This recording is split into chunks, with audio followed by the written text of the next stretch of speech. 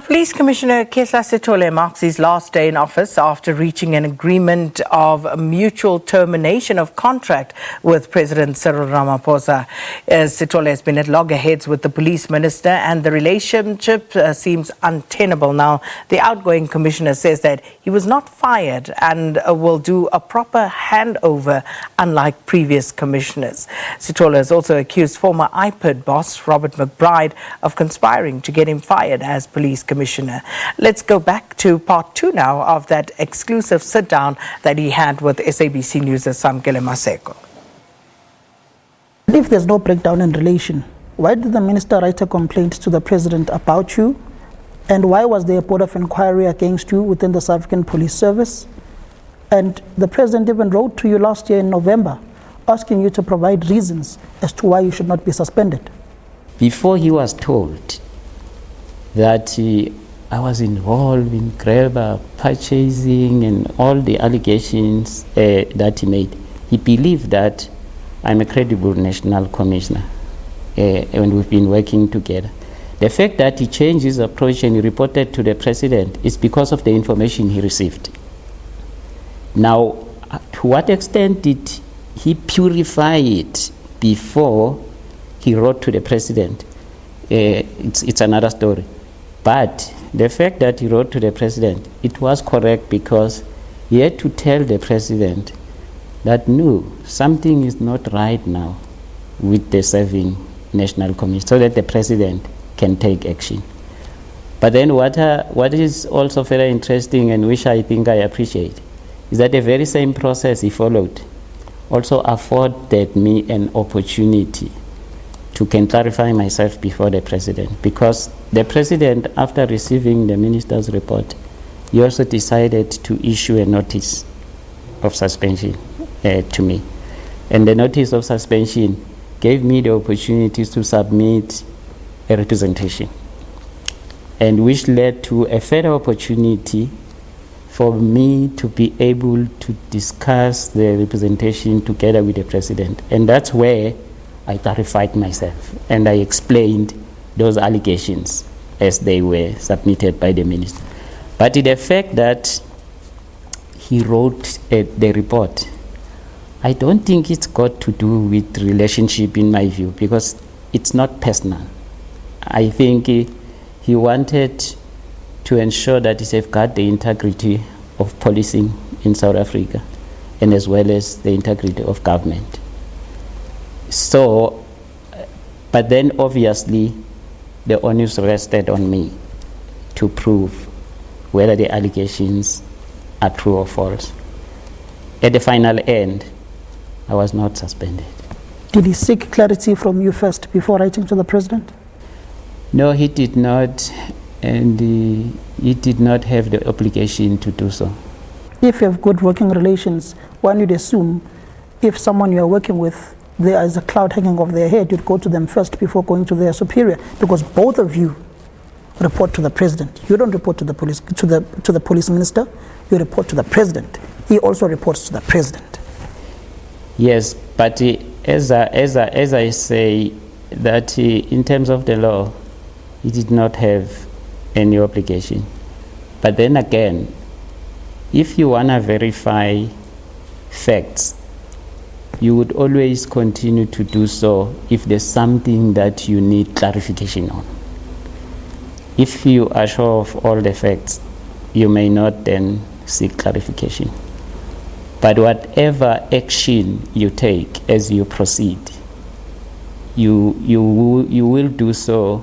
If there's an obligation that there should be consultation and clarity seeking from me, obviously you will comply with such a law. But if there's no obligation, I don't think it's necessary. And further, the president, according to the employment contract, is the one who should take action against the national commissioner if there's any misconduct that is committed or suspected to have been committed. So I think the working relationship is still according to prescripts. It depends on the individuals whether do you want to take the relationship beyond the prescripts or you want to stay at the level of the prescripts. And if you go to one of the logics of philosophy, it says there's always someone out there who's better than you, so there's no point of comparing. And do not compare yourself with others. You have no idea what their journey is all about. So leaders will never be the same, and they will never adopt the same approach. And for that, I do not compare between Minister Mbalula and Minister Khehla. I can only say that they were different. When last did you speak to the minister? Well, I think a week ago we did speak. But in the media conference, I think he himself indicated that we speak very frequent. Well, my final question on this relationship of you and the minister, where were you during the July unrest? I never saw you on the ground in KZN. I will give you an international practice response, policing practice response. The moment any country is put under siege, the command structures of the security forces, they usually go on an operational room approach. And that particular operational room approach must enable them to take a bird's eye view on the country. Remember, during July, the whole country was burning. It was from the one province to the other. And the July unrest was rapidly spreading to other provinces. And for that, I then initiated a national operational room where I went into to take the bird's eye view, and I gave directives across that is the country. And there's something that I would also like you to further take into consideration is the fact that the moment you are under siege in such a manner, you also need to do a quick and effective distribution or strategic deployment of resources. Make sure then that the whole country is evenly resourced. Then I had to engage both the operational teams and as well as the support team to make sure then that resources are also equally strategically deployed across the country. And that was the operational room approach that I was using, taking the bird's eye view. And that is an international practice. Police Commissioner, the family of Senzo Mahlangu is waiting. His father passed away without seeing those who killed his son brought to book. The family is grieving. The kids are grieving. Why have you not brought this case to finality? I think firstly you have indicated yourself that it's a high-profile case. And what I can add to your explanation is that it's actually not only a high profile, but it's also a diverse and complex case. I think things are promising that we are close enough now to the masterminds, and that's why we're going to be wrapping up the case, because we've got our evidence is tight on those that are in custody, including the trigger puller. So, but the whole case is now escalated to the next level to focus on the persons of interest so that we get indictments. My question is, the imminent arrests which you are speaking about of those interesting, important individuals, were some of them in the room and were not part of the first round of arrests? Yes, definitely. I think those are people who used a particular modus operandi to evade the arrest or to avoid it. So some of them were in the room and they avoided the first arrest, and they were not part. Who are those individuals?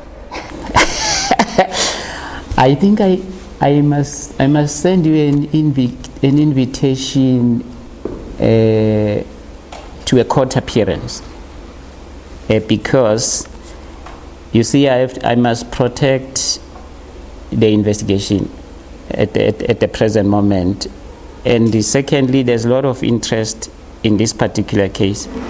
I may give you the name, and suddenly this particular potential person flees the country. So for that reason, I would like to reserve the name till we execute. So it's one person? Look, all investigations, like I can give you an example. One of the highlights of the cases which were breakthrough in South Africa was the Radavon Crasher case. He was a single suspect and South Africa's most feared criminal. But after arresting him, we had to arrest more than 20 other people. So at the present moment, yes, there's one person of interest, but there will be a lot of leads that may connect to that. Has this case over the years been suppressed by highly powerful individuals within the business sector, the political space, and the underworld? In responding directly to your question, yes. I think from a cold case analysis point of view, and a modus operandi analysis point of view, there were people who have been trying to stop the case from a breakthrough. If you had a strategic relationship with President Ramaphosa, rather, yes, then why did he decide to halt that strategic relationship? What is interesting is the fact that he indicated clearly that the contents of the mutual agreement is confidential, and I'll keep it confidential. But he did not necessarily see me rigidly as a national commissioner.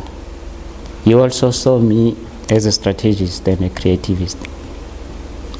So strategic leaders and situational leaders usually do not need a position in order to lead. They lead inside and outside position. So that's how we saw me. But then, secondly, my journey as a national commissioner has been a higher purpose journey and was characterized by anointment. And by the way, I was not necessarily appointed. I was anointed long before I was appointed.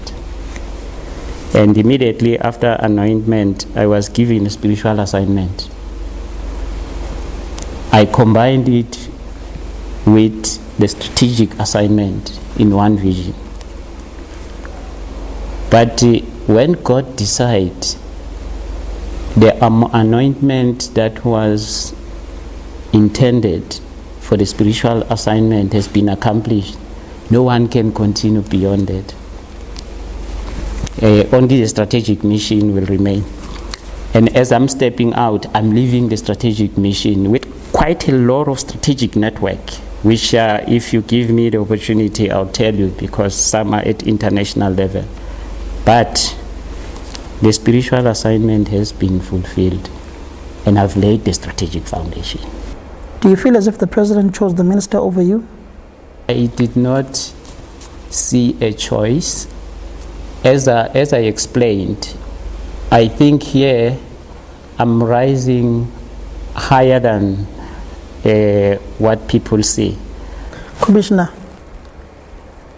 you're not the first to not finish their term of office. Even on paper, even though on paper yours will be written, completed, but you're leaving 7 months before. Yes. Jackie Selebi, Yes. was fired. Yes. Peggy Cele, fired. Yes. Ria Pierre, fired. Yes. Your predecessor, Khomotso Pahlan, fired. Yes. Is this a growing trend that police commissioners don't finish their terms and get fired? What is interesting is the trend of the word fire. firstly, did not apply to me. I'm not fired. I'm retiring.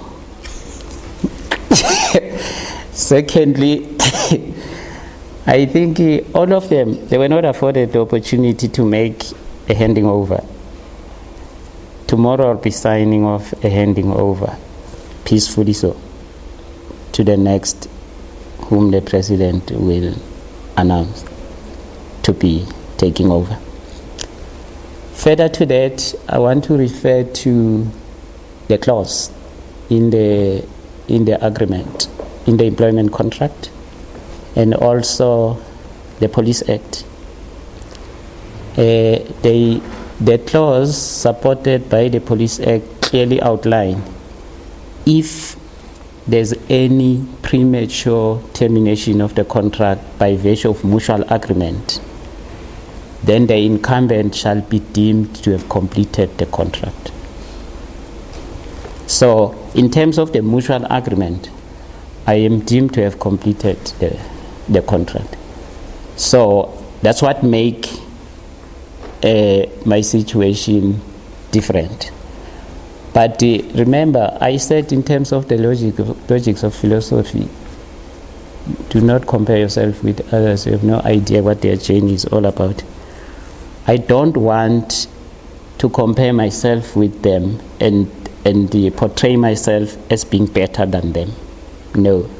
Because firstly, I must accede to the fact that they were all my mentors. They even contributed towards me today being, that is the National Commissioner. So, and I wouldn't say they were wrong. I think it's how they reacted to the situation at the time. And it's a situation that they were face to face with, and they applied their mind to it. And I'm facing a different situation altogether than what they were facing. But my situation and theirs is completely different. I'm not fired. I was not suspended. I have been given the opportunity to make a handing over. I'll do it tomorrow and bid the service a farewell. As you bid farewell to the men in blue, what would you advise the incoming National Police Commissioner and your lasting memories as a man in blue, protecting the ordinary citizen, walking the streets of Mkanduli, Limpopo, KwaZulu-Natal, or Soweto? Maybe I should just start with the highlights of the handing over. Firstly, in the highlights of the handing over, when I took over, and this is what I'm going to carry over to the new National Commissioner. When I took over, the organization was ravaged by corruption. And I had to undertake various exercises, amongst them the introduction of the cleanup campaign, the total review of the strategic framework of the organization. So that has been done. And for the first time in history, if a constable has committed a misconduct, would be equally fired like a general who would do the same. And that history has happened. So one of my advice would be that the new National Commissioner might have a serious job of seeing to it that the corruption does not reverse back into the organization.